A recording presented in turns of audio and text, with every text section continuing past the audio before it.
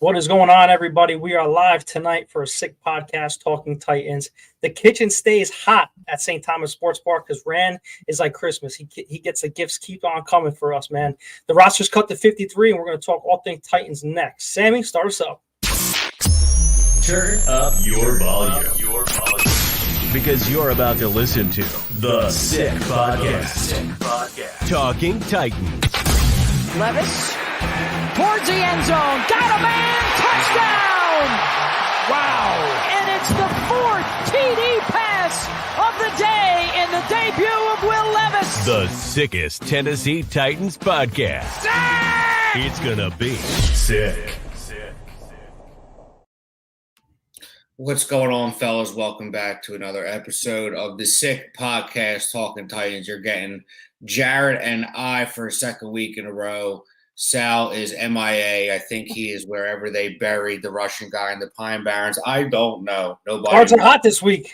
Nobody really knows. No, we're just joking. He's doing his best to earn a living so he could buy fancy new cars for himself. But with that being said, welcome back, Jarett. It seems like I am the only constant on this show as of late. You like to make fun of me, say I'm traveling the world, but last 3 weeks, young Vincenz has been the one who's been here, and you guys are doing what you do. But we got a lot to talk about tonight. But before we talk about that, let's shout out our sponsors, DraftKings. We had the appetizer last week. Now it's time to feast. College football is back. Don't miss any of the action. Jump in at DraftKings Sportsbook. It's a full slate of games for week one, including the big matchup in Atlanta between the preseason number 1 and 16. This is going to be DraftKings' biggest college football season to date. Enjoy the ride. Now, all the way through the expanded playoffs, plus newbies getting in the college spirit, here's something extra special. Score big with DraftKings all college football season. Download the DraftKings Sportsbook app now and use the code SICKSPORTS. That's code SICKSPORTS, all one word, for new customers to get $200 in bonus bets when you bet just $5, only on DraftKings. The crown is yours. Have a gambling problem? Call 1-800-GAMBLER. In New York, call 877-8-HOPE-NEW YORK, HOPE-NY, or text HOPE-NY 467-369. In Connecticut, if you have a gambling problem, help is available for problem gambling and call 888-789-7777 or visit ccp.org. Please play responsibly. On behalf of Boot Hill Casino and Resort, 21 plus age and eligibility varies by jurisdiction. Void in Ontario for our fellow Canadians over there. Bet expired 168 hours after issuance. For additional terms and responsible gambling resources, see dkng.co/ftball. Listen, they said that, college football's back. I understand all that. It was a shot in the heart for me last week because it was a tease. I was all jacked up for Florida State. All your teams suck, bro. They lost to Georgia Tech in Ireland. I can't believe that. Rolling right into our next sponsor, we have Mantis Sleep over here. I don't know if you've been using the mask, Vin, but I have been doing it because with the kids keeping me up all night, I need complete darkness, and my wife hates it because I can't get up with my mask and my eye mask. But Mantis Sleep, the only mask designed to optimize the deepest possibility sleep for any environment, 100% blackout for deeper sleep, just like I just said. And definitely adjustables for personal fits, absolute comfort. Visit MantisSleep.com and use code SICKTITANS for 10% off. Christmas is coming up too as well. We're going to have them basically all season. If birthdays are coming up for mom, grandma, or the wife, or even the husband, man, like I said, I've been using it, so it's comfortable as hell. So, oh, man. That being said, with That's all it. our beautiful sponsors getting their shout outs, no free shout outs, not free anymore. We can do the things that we want to do with our event that's happening week 2 in Nashville. That's right. So we've brought it up the last few weeks. Me, Jarett, and Sal, along with the Sick team, AC, Sammy, Julianne, we're all going to be down there. Some other Sick Pod members are going to be live from Nashville at the DraftKings Sports and Local, September 14th at 7 p.m. with our special guest, Teron Davenport, ESPN's finest, a fan of the show, a friend of the show. Can't wait to talk Titans football with him. When it comes to the X's and O's, he is one of the best. So it's a live podcast. We're doing giveaways. We're going to do a meet and greet. If you want to meet me, I know you all do. Sal, Jarett, you can meet them too if you really want. But we will all be there, and we hope you guys join us. Please join us. We know the bar is going to be packed. It's going to be our home opener. I think University of Tennessee plays that night. So come out. Rocky Top action. Hey, come out to the DraftKings bar and have a drink with us. Yeah, and listen to TD and us chop it up against week 2. Hopefully we'll be 1-0 coming off a Bears win and going into week 2 against the New York Jets to show them how it's done. Vin, a lot of things has happened this week and last week, especially today. The roster was cut to 53. There was a lot of surprises. I really don't want to get into the depth chart just now. Just before the depth chart came out, we traded yesterday Malik Willis to the Green Bay Packers for a 7th-round pick. What was your initial thought on that? Because I think he played pretty good in the preseason. It showed growth, but like I said, 3 coordinators in the last 3 years for him, and now going on his 4th coordinator, going to a different team. It's got to be tough on a young man. I know we like him as a person, but Malik showed out and showed growth this year. I mean, how do you feel letting the mobile quarterback go versus keeping the pocket passer and Mason Rudolph and the quarterbacks with 2 on the roster? I wish him nothing but the best. I'll tell you that much. Nothing against Malik Willis. Kid has talent, can throw the ball a mile, can run around, make some plays. It seemed as if, though, we were pretty dead set on obviously Levis being our starter, and then we signed Mason Rudolph to I believe a couple years in the offseason. He's an established backup. So you kind of saw the writing on the wall. They were not going to carry 3 quarterbacks, even probably with the addition of being able to add one on game day without it having to count against a roster spot. They weren't going to keep 3. They were probably going to cut him. And the fact that they found someone to take him and give us something in return, shout out Ran again. Kid has potential. He definitely does. I think it will behoove him to stay in a system that is not going to change for an extended period of time. Work behind a quarterback like Jordan Love, who's somewhat similar skill set wise to him. But I wish him nothing but the best. No ill will. Sal and I had spoke about it. Or was it you and I? When we said, I was saying that, I kind of wish he takes this number 2 job and runs with it because he does offer a higher ceiling, obviously because of his mobility and his ability to throw the ball from anywhere on the field. That being said, he's just barely shown flashes, a few plays here and there. It seems like sometimes the game hasn't slowed down for him yet.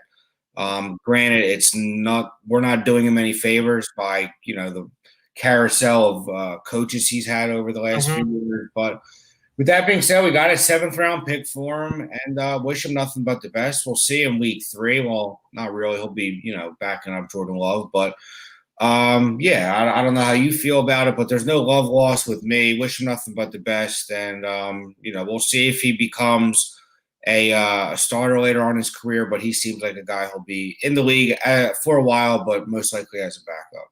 Yeah, I think he's in the perfect situation over there in Green Bay. I mean, Jordan Love sat for a long time under Aaron Rodgers. Malik Willis, he could be the backup for Jordan Love, similar style quarterback, like you said. Just sit and learn again and develop under Matt LaFleur. I think it's the perfect, ideal situation. I think Rand brought it up to him that, there's development still, and that'll be the perfect spot for him. Wish him nothing but the best. Like I said, I'm not a Malik hater. I didn't think he fit our team. At the time, we were rolling with Ryan Tannehill coming in. He was the hot name, Malik Willis. But like I said, coming from the SEC and then going to, Liberty, the competition was drastic, in my opinion. And yes, he's going to ball out at Liberty. Nothing taken away from Liberty, but I just still think there's so much more growth he can do, and he showed a ton of improvement from year 1 to till right now. So I mean, even this offseason, he looked really good in the preseason. So nothing. I got nothing bad to say about Malik Willis. Moving on, former 1st-round draft pick from the John Robinson era, Caleb Farley finally cut another one. I mean, you get a gut punch from him. You feel bad for him with his the father and his constant back injuries and not being on the field. He's played only 12 games for us. It was time to move on, in my opinion, from him. We've got a couple studs on the team. We'll get more into the depth chart as the podcast goes on. But what was your initial thought when you saw Caleb Farley is no longer a Tennessee Titan now? Similar to how I felt about Malik Willis. It is what it is. The writing was on the wall here. He's barely played, I think, 160 snaps in 3 years he's been on the team. A complete bust of a pick from John Robinson, one of his many. But the kid has talent. I saw he made a really nice hit on somebody on special teams, I believe, this weekend. That had to feel good for him. But he's just so far behind at this point in his career. Even he was hurt his last year in college too, so he really hasn't played a full season of football in probably 4 or 5 years at this point. Yeah. And you're expecting him to jump in at the NFL level and be able to keep up. It's a tall ask, and it's a shame because the kid went through a lot, himself physically. Then the whole thing with his house and his father passing, and it hasn't been an easy few years for him, for sure. And I really wish him, along with Malik, nothing but the best. I don't wish bad on anybody, but I did not expect him to make the team, to be honest. It's, this is going into year 3 or 4 for him? 4. So, yeah, I mean, he's just – it's a shame. It really is. And but listen, he's young. He's got to be – somewhat healthy at this point. He hasn't played football in a while, so hopefully he latches on somewhere else. And wish him nothing but the best. Before we get into other news, I just want to touch on, since we were on the quarterback situation, just a couple things. I know it's preseason, and I don't want to get carried away or anything like that, but the Titans were 3-0 for the first time since 2003. Last time they were 3-0 in the preseason, we went 12-4. I'm not saying anything, but some good points, to talk about now. We scored 30 points. Will Levis was 11 of 13 for 153 yards, 11.8 yards per play, and he had 115.7 passer rating with 1 rushing touchdown. To me, we knew he was an accurate passer. We knew he was one of the best passers against the pressure last year. This is another growth thing for me for Will Levis, that if he has the weapons around him, he is going to provide big numbers this year, in my opinion. In that limited role, we saw everything we needed to see. If that's in the game, I'm happy with that. Another reason why Mason Rudolph is still QB2 now, backing up Will Levis. I think Mason Rudolph was number 3 or 4 in passer rating in the preseason. That says a lot. Because the backup quarterbacks, you're fighting for that spot. The guy can sling it too, and he's a proven veteran quarterback. He went 3-0 down the stretch in Pittsburgh, so there's no doubt about it. We don't want to see Mason Rudolph at all, but God forbid we ever did. It solidifies a veteran quarterback in that QB room. Moving on, Titans made a huge addition on defense, which we kind of needed it after Chance Campbell went down with a torn ACL. Kind of stinks for him too, because he was having a hell of a camp. I tweeted about it. He was all over the field. I think he was leading the preseason in tackles too. Ernest Jones plus a 6th round pick, and we got a 5th. We traded him. We got a 5th round pick for him, right? Yeah. We traded a 5th round pick for him. That's what it was. We got Ernest Jones and a 6th. Yes. This kid's a stud. If you're talking about pairing him with Murray now, and you have the other guys like Gibbons and James Williams coming off the bench in other packages, or give these guys a break, I am happy with this. He was the only linebacker to have 145 tackles and 5 sacks last year, 14 tackles for losses, and he had an 86 run grade and an 83 pass rush grade. This guy is clearly all over the field. 30 pressures as a linebacker, led all linebackers last year. So just making this move, he was unhappy with the situation over here. We were talking about it before the show. I think they're all in to try to win now with 2 more years left on Will Levis's contract, where they're going to give this guy a 2-year deal and try to win either this year or next year. Okay. Because him and Murray together right now, that screams the Titans are going to blitz all night. Just like to remember the Titans. We're going to make them remember the night they played the Titans. Okay. That, to me, that's just another staple to the defense now to say, hey, we got our linebackers and let's go. What was your thought on seeing that acquisition today. Well, after your boy, R.I.P. Chance Campbell went down, he tore his ACL, unfortunately. Yeah. We were already looking thin, especially because Cedric Gray has that shoulder issue with the nerve, and you don't really know when it's going to regenerate. And with the room being thin in general, you kind of think they had to make a move. There were some rumblings of it on Twitter today.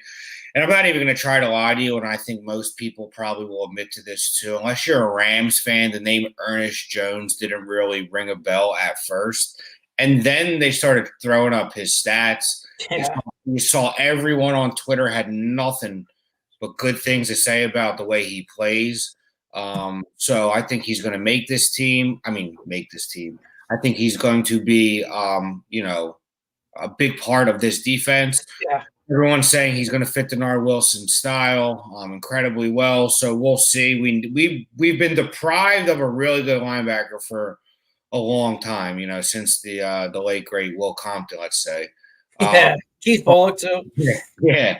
But we really haven't had that, solid linebacker in our room for a long time. So hopefully he is just that. He's pretty young too. Maybe we could I like that. Do it in the Mike Keith That's voice. it. Yeah. So hopefully we see a lot of sacks. A-okay, I'm with you. But I like it. We gave up nothing to really get him. I'm kind of curious as to why the Rams thought maybe he was not a part of their future. Maybe they think they couldn't pay him in a year or two. Who knows? But we got him for next to nothing. So shout out Ran again. Very excited to have him. And the more I read about him and, look at his tape and see his numbers from the last few years, what's there not to be excited about? No, absolutely not. I mean, like I said, pairing him with Murray is a go-getter, and both these linebackers are go-getters. So there's a clear vision what this defense is going to look like this year. They're going to lock down people, and they're going to just pass rush with the linebackers, obviously. But look what Rand has done with this defense. It's totally revamped. Sweat. They got Sebastian Joseph Day, all new linebackers. I mean, you got Harold Landry, Arden Key off the edges, but you have Murray now, and you have Jones in the middle. You have Cheeto, you have Snead, you got Roger McCreary. Now you got Brownlee Jr., you got Diggs, you got Adams, and you got Hooker. I mean, it's a totally revamped defense. When you look at it, how can he do that much to a team in one offseason just about? It's crazy. Yeah, I mean, listen, he must have learned a lot under John Lynch and that staff in San Francisco. You look at the epitome of a team they've been to 3 Super Bowls since 2014. They haven't won any of them, but they've been to a few other title games too, NFC title games. They've been a team that's been a staple in the league, actually forever, really. But this current regime, that they have has been very successful, aside from the year Nick Bosa was hurt. But shout out him and what he's able to do and what he did with this team. And even last year, we were competitive and we could have won a few more games than we actually did. And this year, I think you're right. We are playing to win now. We believe in Will Levis and the weapons we've surrounded him with. We've revamped the defense with probably the 2 best cornerbacks who were made available. Awuzie was a free agent. Snead, we knew was probably going to get traded somewhere. So we went out and got those 2 guys. I'm still a little anxious about the interior defensive line, and we'll see how it works out with Sweat and how he translates, and Joseph Day as well. But yes, I think this defense is, and not only that, a new coordinator too, who has had success in this league and has had success with players that are currently on this team, such as Jamal Adams. So, I'm excited for it. We're going to be great. It's a whole new, not only regime for Titans football on the offensive side, but the defensive side too. You're going to get a very, aggressive defense that's going to be blitz heavy, and I'm excited to see it. So love the trade. Love the trade today. I was going to say it, but I guess we'll wait till we'll throw the depth chart up. Your boyfriend made the team too. Your D2, Yes. When we get to that depth chart real quick, we're going to get to it after I talk about this. But yes, I'm happy he actually is going to get a shot at that. I really didn't want to see Shane Ray there. But before we go into the depth chart, I really want to talk about one thing, because this is an absolute turnaround, because what Bill Callahan has done to this offensive line. And they had, in the preseason, they had 50 snaps together. There was 2 pressures allowed, 0 sacks in 50 pressures from that offensive line. The only 2 pressures that came on those 50 snaps was from your boy Radens and MPF. They had 1 pressure each. So, what was it, Sal's boy? It's one of your boys. I think it's Sal's boy. But either way, man, there's a lot. Just have our quarterback stand in a pocket on 3rd down and have the time and just find the open receiver and sling it. I mean, I hope it stays like this for the rest of the year because we haven't seen this for a very long time from the Ben Jones and Taylor Lewan and Roger Stafford era. So I mean, it's been a couple of years. So Titans fans, keep your fingers crossed because. Speaking of that right side, though, don't talk too much about them because Jeffrey Simmons was just on the record saying how much better that right side looked at the end of camp as opposed to the beginning of camp. So, and then there was Baldinger too. Always a great guy to watch when it comes to breaking down film. He's just so good at it. Was talking about the Titans' offensive line a few times over the last few weeks. So hopefully that left side is something that we won't have to worry about for the next decade. So. Yeah. That and did you see Cushenberry on that screen? Absolutely, oh my God. Pick up that defender. I watched that like 4 times. I'm like, oh my God, yeah, that was insane. That was wild. I mean, if we see that all year round, I am happy as hell. It scares me though, sometimes when you see a play like that, you'll get a bullshit penalty called in today's NFL for unnecessary roughness. When in reality, it's the physics of a 6'5", 340-pound man going up against pancake. Going up against a guy who's, literally my size, 5'9", 200 pounds. So I'm a little more than 200 right now. But you get what I'm saying. It's just, I hope that plays like that aren't penalized throughout the course of the year because it was that's real old school football right there, and it was refreshing to see. I'm sure they had that remote and they kept rewinding during film session. Rewind. I know this was when we had the joint practices, but how about when Jeffrey Simmons manhandled Lakin Tomlinson? Oh, yes. Yeah, and he had to realize after he went to the end of that line, like, damn, everybody just saw that. And that is an offensive lineman. That's not Cushenberry going up against a defensive back. This is a offensive lineman, 330 probably plus pounds, getting manhandled by Jeffrey Simmons. And hopefully we see that all year round, man. Listen, I think Jeff Simmons he had a bit of an off year for what we expect from him. Still had a solid year, dealt with some injuries at the end of the year. I still think Jeff Simmons can get better. Yeah, I don't think we've seen the best of Jeff Simmons yet. I think you're going to see over the course of the next few years, and I've been on the record saying this, even though he, refused a picture with me in Dallas's airport a couple of years ago. I'm his biggest fan in the sense that I think he has Aaron Donald type potential. Aaron Donald might be the best football player we've ever seen of our lives, obviously, but I think he could wreak havoc the way Aaron Donald did and get to that next level. He's a great player already, Jeffrey Simmons. I think he can be hands down the best defensive tackle in the league, like Aaron Donald was. He's of course. Top 5 for sure. But I'm talking about him getting to the level where you can't argue it anymore. I think Jeff Simmons has that potential where he could be known as the best defensive tackle in the NFL. Well, I mean, that's easy to agree with because now with the cornerbacks and the secondary that we have, I mean, there's going to be coverage sacks now. Yeah, I mean, if the quarterback can't get to their his number 1 read or number 2 read, and he's got 3 seconds or 4 seconds to throw the ball, they're going to get to him, Sweat, and that pocket's going to collapse, and it's going to create a ton of sacks for us this year. So hopefully we have the sack parade again for the Broadway Bullies, and this season's coming, man. This season's coming. Speaking of the season coming, let's talk about the depth chart. Let's talk about surprises. Let's see. There was a couple things that actually stood out to me. Sammy, throw that depth chart up and let's talk about it. So this is from Titans Rossi. We asked him to use the depth chart. He obviously always says, go right ahead, guys. So shout out to Rossi for letting us do it. Put a beautiful depth chart together over here. Vin, by looking at the depth chart really quick, give me your biggest surprise. Who made it? How many positions we're carrying at the moment?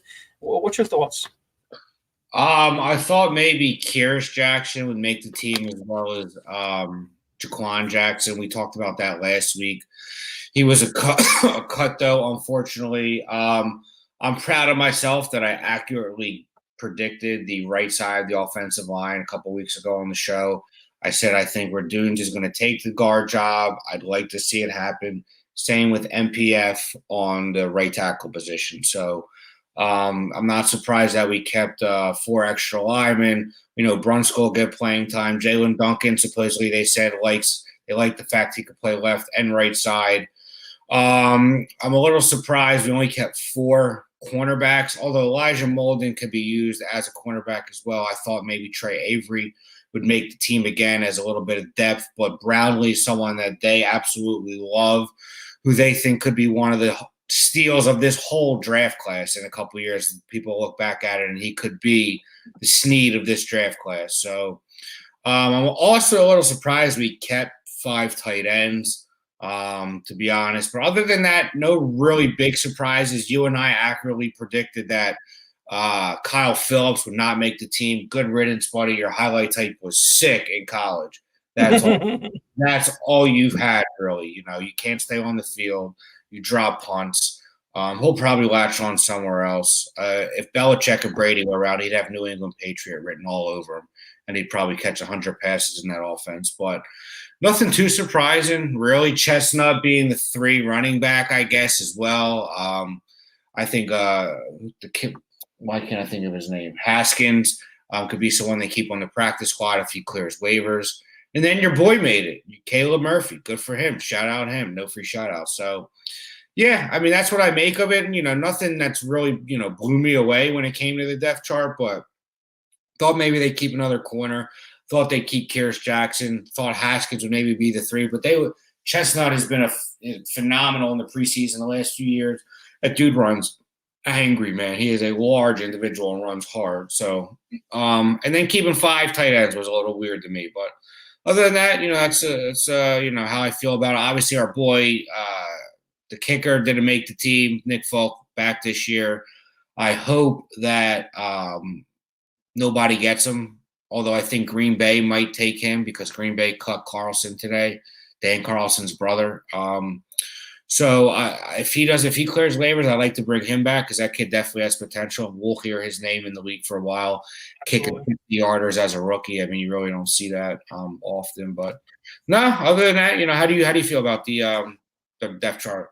I mean, just going right down the list here, Julius Chestnut getting it over Hassan Haskins after the special teams coach, and everybody was raving about how Hassan Haskins, he's unbelievable at special teams. He can run the ball too, but he plays special teams like a linebacker. But it's hard to argue that Julius Chestnut can't be on this roster because he has shown out the last couple of years, like you said. And there's no reason why he lost a roster spot to a special teams guy where we have a lot of linebackers and safeties that, outside linebackers, Caleb Murphy and Harrell and Weaver, that they all can play special teams. So, I mean, they took the value there in Chestnut. So, I mean, yes, reward Chestnut for that spot. 5 tight ends to me, it rings a bell. This is another position that rings a bell to me. They all absolutely deserve a spot, especially Martin Robinson and Odakoyo. Nick Vanette is a proven veteran, but he's more of a blocking tight end, but he caught a lot. And then you have the 2 guys in Okonkwo and Josh Wiley, who the sky's the limit for them in this offense. We haven't seen yet. But one of those 3, in my opinion, at the bottom of the depth chart, I think that is a move. Yes, they didn't want to lose one of those guys yet, but to me, we're very thin at the defensive line. We're very thin at cornerback. We have 4-piece at those positions. To me, it smells like that Rand Carthon is trying to trying to pick up somebody from another team to add to the quarterback room or the defensive line room and drop one of those 3 tight ends. Okay, because to me, you can't go into the season with 4 starting cornerbacks and or 4 defensive linemen. I mean, to me, I just don't see Rand doing that. That's just my gut feeling. Both of those are premier positions, and versus the tight end, who's not really a premier position. You can plug in an extra lineman, for blocking big sets. But Quan Jackson, obviously he showed out as a punt returner and a kick returner this year. absolute threat in the slot when he's in the field. So I was saying good riddance to Kyle Phillips too, because like your availability is your best ability, right? He's been not on the field. You know, he showed the flashes against the Giants a couple of years ago where we're like, damn, we finally got it. In his career. He had like 6 catches, I remember, 5-6 catches, 67 yards. And then like you fall down and you fall down the depth chart and then new guys come in. You know, Quan Jackson, if he's going to be a spark for us on punt return and kick return, you did your job as the sixth wide receiver. He's got game-breaking speed too. Don't be surprised if they put him in play action sets. Absolutely, yeah. Similar to the way we used to use Khalif Raymond, a return guy who you're going to get in on certain packages to just run that 9 route, man. Just run straight and look up in the air. So I like that. I like that he made the team and that we have someone that could burn. Of course, your boy NWI. Curious to see what happens with Burks this year. This is kind of make or break for him. He could get that Kyle Phillips treatment next year if he continues to get hurt and not produce. But yeah, man, I'll see. We'll see what happens. I mean, you mentioned in the text cash question mark trade Chig maybe. Would you? I would be surprised if they do, because there's so much potential. But like I said, with the wide receivers, how many mouths could there be fed in this offense? Yeah. I mean, Chig is a great spot, but if you can get, trade Chig and a pick for, another cornerback or another defensive line to help Jeffrey Simmons, you're all pro defensive tackle. Yeah. I would entertain the idea, and a lot of people were talking about it on Twitter too, possibly, Chig getting moved, but obviously he's not. So, hey, you never know. Absolutely. You never know what Rand's thinking right now, because he's trying to improve this team and this roster, from top to bottom. So it doesn't matter what he does. There's another thing. Rashad Weaver making the roster. I thought he was going to be cut after that last game. To me, it struggles that he is not an outside linebacker. I think he's more of a 5 technique on the defensive line, put his hand down and rush the passer. He is not good at containing. If you see every time he rushes, he's getting, he's leaving the contain and he's going right inside on the offensive line. So, I mean, I did not. I mean, I get, his upside, but Harrell outplayed him in my opinion. I'm going to be an advocate for Caleb Murphy. I think he's a better pass rusher. Those two guys are better pass rushers in my opinion of Rashad Weaver. So that was a little bit of a surprise. Weaver had some attitude problem, I think, the last few years too. He's very cryptic sometimes with the things. When he gets, when he doesn't get the dress on Sundays, and he's tweeted things in the past, that are kind of immature and cryptic. So I have no loyalty towards him either. If they got rid of him, I wouldn't have felt any kind of way. But I'd like to see your boy Caleb Murphy, get an opportunity. Why not? Yeah, finally. And then another thing that surprised me, Cedric Gray, highly recruited, highly draft pick out of North Carolina. He hasn't been in camp that much this year. He has a nerve problem. Yeah. I don't know why they didn't start him on IR. Maybe, he's going to be coming back, from the injury fairly soon. Before 4 weeks or 6 weeks they got to be put on? I think it's 4 weeks. I'm not sure. But either way. Yeah, either way. Nerve is something that's a little more unpredictable because it has to kind of regenerate on its own. And usually it does, but it's not something that a doctor is going to tell you, in 3 weeks you'll be good to go. It could take 6 weeks. But hopefully, listen, there was a lot of hype when we drafted him. What was that, our 4th round pick? Yep. People talking about he was one of the best linebackers in the whole draft. So, but the fact that we traded for Ernest Jones, we traded for a linebacker today, kind of tells you maybe he's not ready yet, and they're going to really take it easy with him if they think he could be someone who could be here for the next 3-4 years. But we'll see. Yeah. You got anything else, Vin? I think we touched on a lot of things, man. I mean, we got a lot of listeners on X right now, or Twitter, whatever you want to call it. So appreciate every single one of you guys listening and tuning in on there, and especially on YouTube. The comments are flowing. Appreciate all you guys, and appreciate you guys listening to the show. I mean, we're looking forward to coming down to Nashville week 2 and actually sitting down and shaking everybody's hand, because some people may have different opinions on us, but once you guys see us in person, I mean, we are literally Sammy's telling us, don't forget the schedule. Oh, yes, we got to talk about our schedule coming up in the offseason. But everyone's going to love us. You know, we are three stooges from New Jersey, and we're all Titan fans. We treat each other like brothers, and we can't wait to get down there. If you want to buy a drink, ask Sal. He's got the most money out of all of them. You know, Jared's got 3 kids. I got 1 on the way. Actually, I have 2 kids, 1 on the way, and Jared's got 4 kids. No, don't say that. He's got 3, and Sal as well. So, no, but we're looking forward to meeting everyone. We sure are a lot of fun on the show, and then in together, especially with some adult drinks mixed in. You know, who knows what might be flying out of our mouths that day. So if we're nothing else, we are entertaining. That is for sure. So throw that schedule up, Sammy, so we can tell people when they can expect to be hearing from us during the season.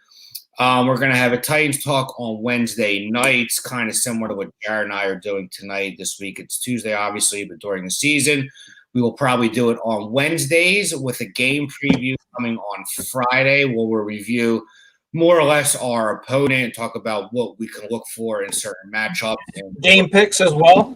Yeah, game picks as well. And then the post game, obviously, to get that raw reaction to how we do each week. I think that is my favorite part, because we jump right on there and we tell it how it is. And so look forward to us during the season, Wednesdays, Fridays, and Sundays after the game. Hopefully all 3 of us can get on there every week, but you can at least expect 2 of us to be on there, probably me and whichever one of these hooligans wants to join. Yeah, okay. Yeah. You know we're going to be live all season long, man. I mean, I love doing this stuff with you guys, and especially with the Sick Podcast team. I mean, the whole company is just awesome to be around and awesome to work with. Guys, if you guys like our show, please share it with your friends. Retweet it, subscribe, like, comment. Tell us what you guys want us to talk about too. I mean, because we're freelancing this. I mean, we're talking as Titan fans over here. So I mean, some shows have scripts. We just go and we talk. So I mean, if you guys like us, check us out on Instagram at Sick Podcast Titans. We're gaining a lot of steam over there. We're gonna do a lot of things this season as well on Twitter and X. I mean, we're gonna collaborate with both of them. But if you guys like it, I always share the show, Apple Podcast, Spotify, and YouTube. You know where to find us. Vin, you got anything, buddy? That's it, man. Great show tonight. Like you said, we talked about a lot, and I'm sure we'll have much to talk about next week as well with what happens over the next few days on the waiver wire. And then a week from Thursday, right, is week 1, or the first game of the season? First game of the season, and that night we are going to – I don't know if we're going to tape or we're going to go live, but that night we're going to talk to our friend who does a Chicago Bears podcast for us since we got them week 1. Adam Rank is joining us live week 1 next week. So stay tuned for that, guys. We're gonna talk to Adam Rank. Maybe he had 6 wins? He's a notorious Titans hater, man, but he hasn't had much room to talk the last few years either. So we'll let him talk his junk. It's gonna be a fiery bunch on that podcast next week. Yep. So, looking forward to it. The season is literally next week, so I can't wait. Nothing else to really say, man. Everyone enjoy your holiday weekend, your extra day off. Drive sober or get pulled over. Use your Lyft. Use your Uber. Call your mom. Do not drink and drive. Stay safe out there, and always tighten up. Samuel, send us out. And that's a wrap. Hope you don't miss us too much until next time. Follow the Sick Podcast Talking Titans on YouTube, Instagram, Facebook, Google Play, and Apple Podcasts.